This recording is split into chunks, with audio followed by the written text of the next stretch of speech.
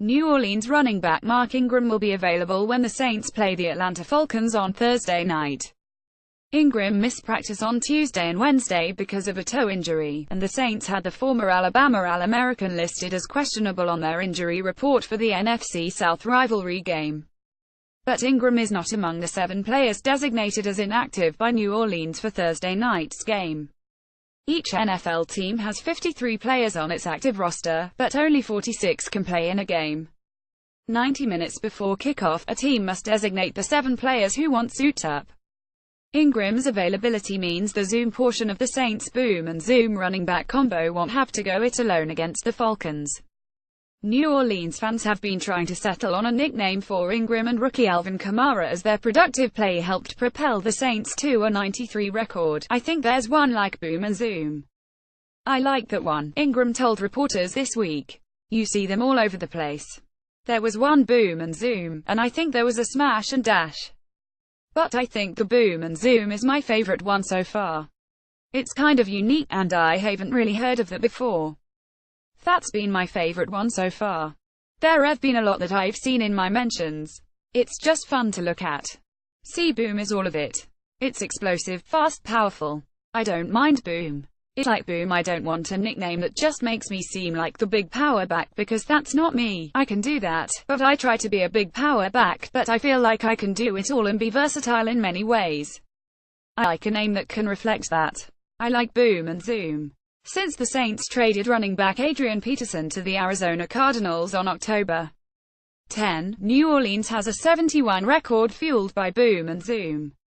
Ingram has run for 922 yards and 9 touchdowns on 180 carries and caught 42 passes for 255 yards. Kamara has run for 606 yards and 7 touchdowns on 86 carries and caught 60 passes for 614 yards and 4 TDs. Ingram and Kamara are on pace to become the second running backs on the same team to gain at least 1,400 yards from scrimmage apiece.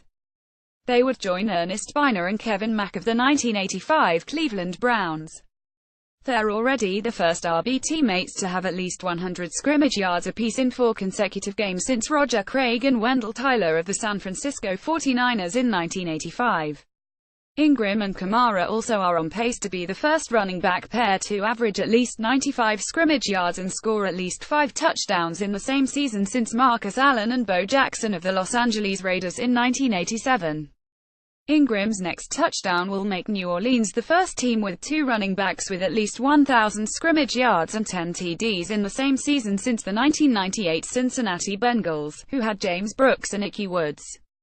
"We're trying to be the best ever. We've been telling you that," Ingram said. "We go hand in hand. If I'm punishing them, hitting it downhill, hitting them in the mouth, and he comes in and he goes around the edge and HES breaking tackles and making people miss, scoring touchdowns, man, we both benefit." For more of Al.com's comprehensive coverage of the NFL, go to our NFL page. Not that Ingram would like to be New Orleans' workhorse ball carrier. "I still want to be in there more and carry the ball more," Ingram said, but he won't argue with the results. "It's working, and there's enough touches for both of us," Ingram said. "We're both staying healthy, we're both staying fresh, and we're able to make it work, and we're able to help put our team in position to win games, and that's what we want to do, that's what we prepare for." For New Orleans fans who thought they'd never to see the day that coach Sean Payton's offense would feature big play running backs instead of the prolific passing of quarterback Drew Brees, Ingram thought it could happen. "I felt like it was a possibility if we ran the ball," Ingram said. "I just know the offense is wide open and it puts us in primary position to make plays. I felt like it was possible, especially for 1, maybe not 2.